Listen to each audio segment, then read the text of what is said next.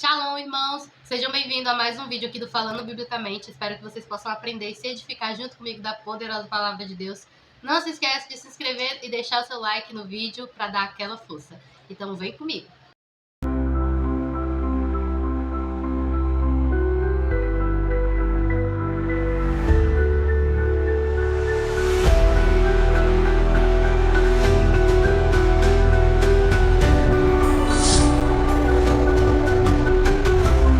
Em Gênesis 41, José interpretou os sonhos de Faraó. E aqui, mais uma vez, a gente pode contemplar a providência de Deus, que tirou José da prisão e colocou ele como governador do Egito, deu a ele sabedoria para que ele pudesse interpretar os sonhos de Faraó de uma forma sobrenatural e ainda lhe deu habilidades políticas e econômicas para administrar o Egito. Em uma noite, Faraó teve 2 sonhos. Isso aconteceu 2 anos depois que José tinha interpretado os sonhos dos oficiais de Faraó na prisão, lá em Gênesis 40. Naquela época, os povos antigos tinham uma grande consideração pelos sonhos. Eles acreditavam receber uma revelação sobre o futuro.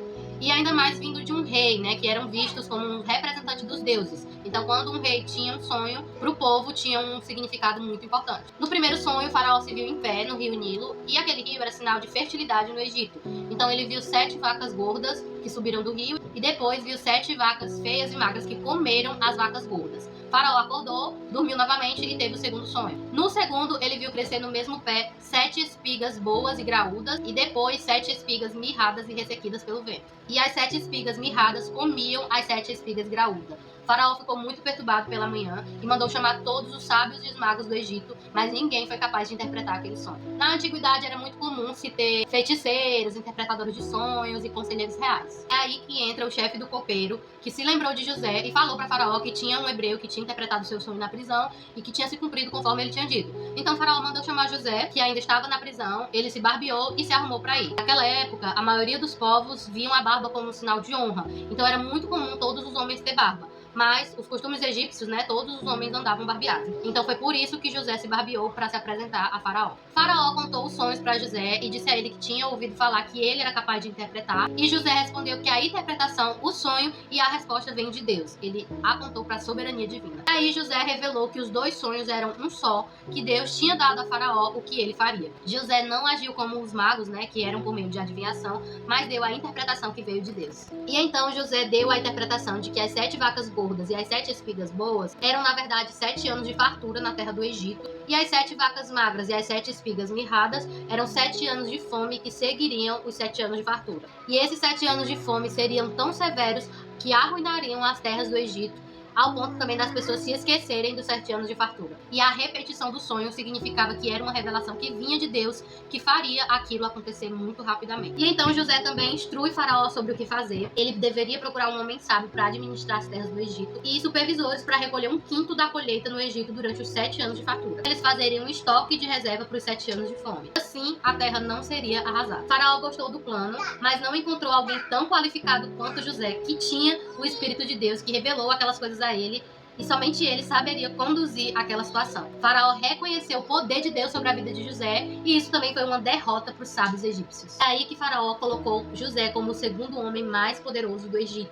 Ele estaria no comando de tudo e todo o povo estariam sob suas ordens. E também deu a ele seu anel de selar, vestes e acessórios reais, e ele foi colocado sobre a segunda carruagem real e apresentado aos egípcios. Faraó deu a ele também o nome de Zafenat-Peneia e entregou como esposa a Asenate, que significa pertencente a Nat.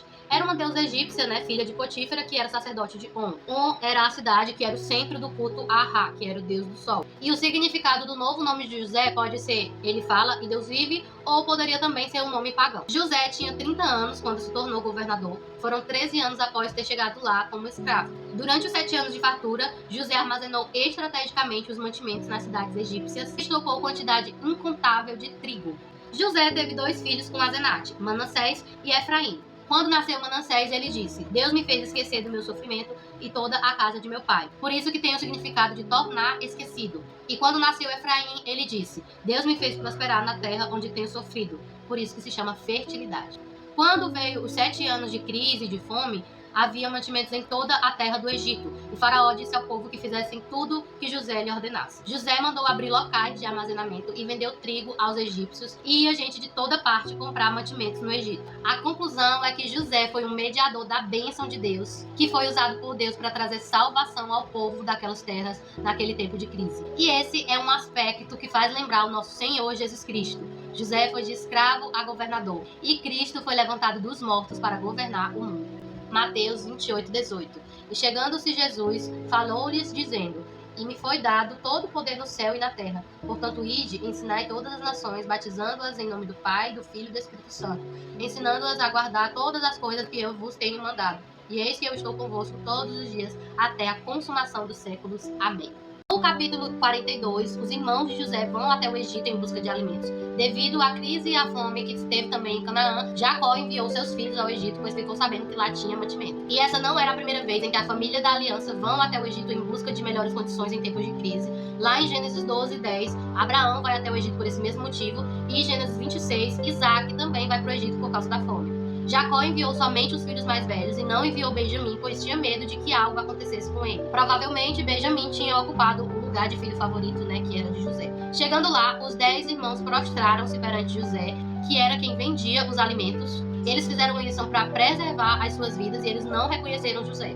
E ao fazerem isso, eles também cumpriram o sonho que José teve lá em Gênesis 37, onde ele sonhou com o seu governo sobre a casa de seu pai. José reconheceu ele, mas não permitiu que eles soubessem quem ele era, até porque ele já era um homem formado, com quase 40 anos, se vestia como alto oficial do Egito, e além disso ainda se comunicava como intérprete, então não tinha como eles adivinharem que era José ali. E então José se lembrou dos sonhos, e para testar ele, José acusou eles que eram espiões que estavam ali para ver os pontos fracos da terra do Egito. Logo, eles negaram aquelas acusações e ainda deram mais detalhes sobre a família deles. Eles disseram que tinha um irmão mais novo que tinha ficado em casa, protegido com o pai. E aí José jurou pela vida de Faraó que eles não sairiam dali antes que seu irmão mais novo fosse levado até lá para provar a veracidade do que eles estavam dizendo.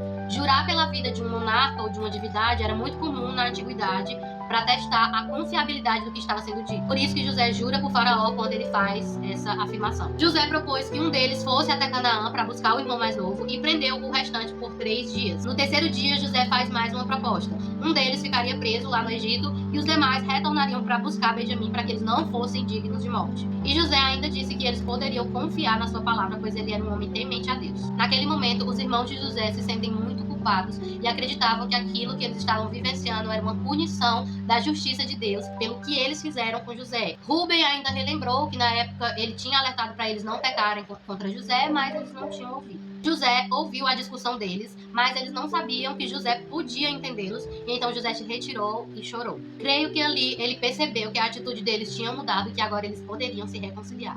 Depois, José retornou e tomou Simeão como prisioneiro. José também ordenou para que os seus servos abastecessem os cereais dos irmãos e secretamente devolvesse dentro de cada saco o valor pago por eles, além de comida para suprir durante o caminho. Quando um deles abriu o saco no caminho para alimentar o seu jumento, ele viu lá o valor devolvido e eles ficaram aterrorizados e com os corações desfalecidos. Creio que eles reconheceram que Deus estava trabalhando por trás de toda aquela situação estranha, embora eles não entendessem. Chegando em Canaã, eles contaram a Jacó tudo o que tinha acontecido, que Simeão tinha ficado preso no Egito e que eles precisavam levar Benjamim para que pudessem provar que eram homens honestos e negociar no Egito. É aí que eles também descobrem que o valor pago pelo cereal estava nos outros sacos. Jacó não aceitou aquela situação, ele relembrou da perca de José, lamentou que Simeão estava preso em outra terra e ficou com muito medo de perder Benjamim. E é aí que Rúben faz uma proposta muito tola. Ele propôs que Jacó poderia matar os seus 2 filhos caso ele não trouxesse Benjamim de volta da terra do Egito.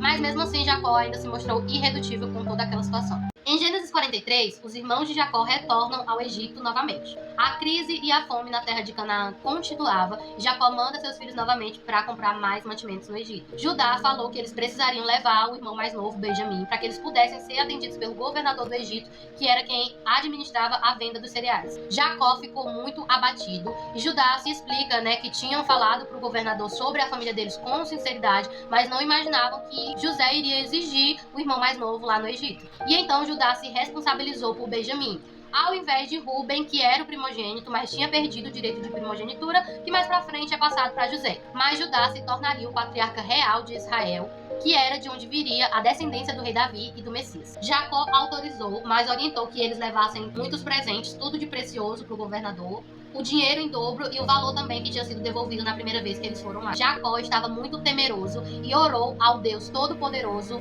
por misericórdia aos seus filhos perante o governador do Egito. Chegando lá, José ordenou que os seus servos levassem eles à sua casa, pois comeriam com eles ao meio-dia. Os irmãos de José tiveram medo e achavam que ele iria acusá-los e escravizá-los. E eles foram logo se explicar para o mordomo que eles eram inocentes, falaram sobre o valor que foi devolvido junto com os cereais, e o mordomo os tranquilizou, falando que aquilo era providência de Deus. Isso muito provavelmente é um indicativo de que o mordomo tinha chegado à fé no Deus de Abraão. Por ele ser mordomo de José, eu não duvido nada de José ter pregado para ele e ele ter virado crente também. Glória a Deus. Ele trouxe Simeão, que estava preso, e foram aguardar José em sua casa. José chegou, eles entregaram os presentes e se prostraram perante ele. Mais uma vez aqui se cumpriu o sonho de José em Gênesis 37. Eles se prostraram como uma forma de submissão e honra a José. José perguntou a eles se o pai deles ainda vivia. Depois viu Benjamim e lhe saudou, dizendo: Deus lhe conceda graça, meu filho. José ficou muito emocionado e procurou um lugar para chorar. Depois José retornou e a refeição foi servida. Os irmãos de José eram hebreus e era uma abominação para os egípcios eles comerem juntos. Por isso que a refeição foi servida separada. Isso porque as práticas alimentares deles eram diferentes dos egípcios, né? Eles normalmente comiam carnes que eram consideradas sagradas para o povo egípcio. Gênesis 46, 34. Então direis: teus servos foram homens de gado desde a nossa mocidade até agora, tanto nós como os nossos pais, para que habiteis na terra de Gósen. Porque todo o pastor de ovelhas é abominação para os egípcios. Ou seja, como até hoje ainda existem culturas, né? Como, por exemplo, aqui no Brasil a gente come vaca e lá na China a vaca é sagrada. Nessa época também tinha muito isso. Na hora da refeição foram designados assentos aos irmãos de José conforme a ordem de nascimento deles. Eles não entenderam como aquilo seria possível, então eles ficaram maravilhados. Foram apresentados a todos eles as suas porções, e a de Benjamim foi 5 vezes mais do que as dos demais. Essa demonstração de favoritismo tinha também a intenção de testar eles mais uma vez, se eles ainda teriam um comportamento de inveja, assim como eles tiveram com José há anos atrás. Mas mesmo assim, os irmãos não ficaram enciumados e todos ali comeram com ele. Através de José, o Senhor estava operando naquela família que tinha sido dividida pela inveja, e agora a paz estava repousando sobre a família da aliança.